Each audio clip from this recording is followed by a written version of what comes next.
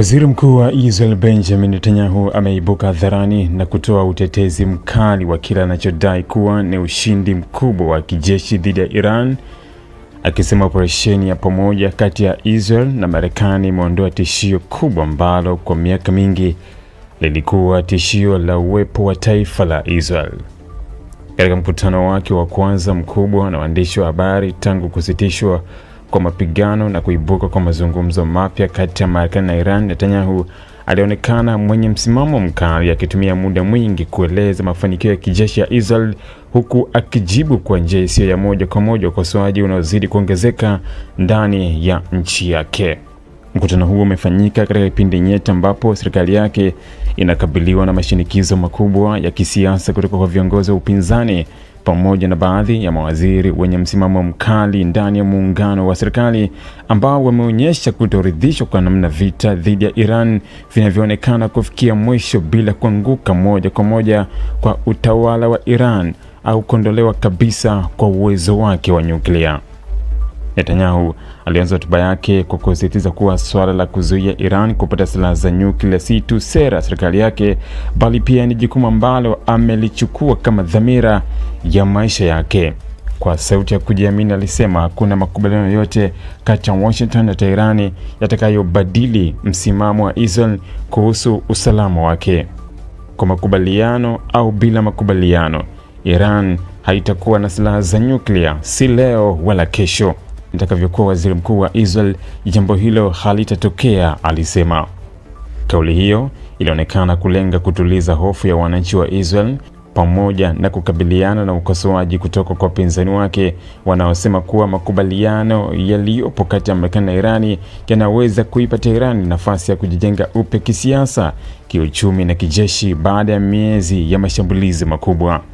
Netanyahu alijaribu kuonyesha kuwa vita dhidi ya Iran havikuwa vya kawaida, bali vilikuwa operesheni ya kuzuia kile alichokiita hatari ya kuangamizwa kwa Israel. Kwa mujibu wake, Israel iliamua kuchukua hatua baada ya kupata tathmini kwamba Iran ilikuwa imekaribia kwa kiwango hatari katika uwezo wake wa nyuklia. Akieleza hatua zilizochukuliwa, Netanyahu alisema operesheni hiyo ilikuwa kubwa zaidi kwa kufanywa na Israel tangu kuanzishwa kwa taifa hilo mwaka 1948. Alisema mashambulizi hayo yalihusisha matumizi ya vikosi vya anga, mashambulizi ya kijasusi, operesheni maalum za kijeshi na ushirikiano wa karibu na Marekani. Kwa mujibu wa maelezo yake, malengo ya mashambulizi hayo yalikuwa ni kuzuia programu ya nyuklia ya Iran, kuharibu uwezo wa makombora ya masafa marefu, kudhoofisha uongozi wa kijeshi na kiusalama wa Iran, kupunguza uwezo wa makundi yanayoungwa mkono na Iran katika Mashariki ya Kati. Netanyahu alisema Israel ilifanikiwa kuwalenga wanasayansi muhimu wa nyuklia wa Iran ambao walihusishwa na maendeleo ya programu ya nyuklia ya taifa hilo. Pia alidai kuwa viongozi waandamizi wa kijeshi pamoja na watu aliowaita viongozi wa utawala wa ugaidi waliuawa au kuondolewa katika nafasi zao wakati wa mashambulizi hayo.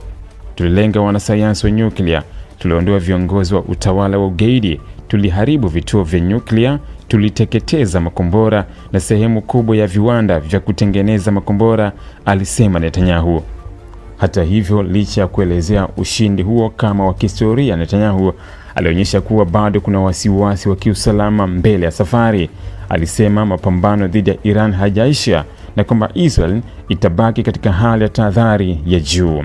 Mapambano hajaisha wala kukamilika. Tutahitaji kuendelea kusimama imara, kuwa na nguvu na azma ya kujilinda kadri itakavyohitajika, alisema.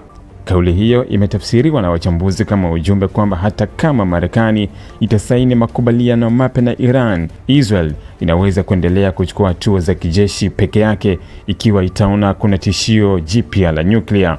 Kwa sasa macho ya dunia yanaendelea kuelekezwa kwenye hatua zitakazofuata kati ya Marekani, Iran na Israel, huku swali kubwa likibaki kama makubaliano ya kisiasa yataweza kudumu au kama eneo la Mashariki ya Kati litaingia tena kwenye mzunguko mpya wa mvutano wa kijeshi.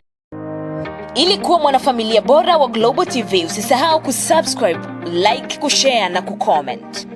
Baada ya kusubscribe, bonyeza alama ya kengele ili kupata taarifa kwa kila video inayopanda Global TV Online.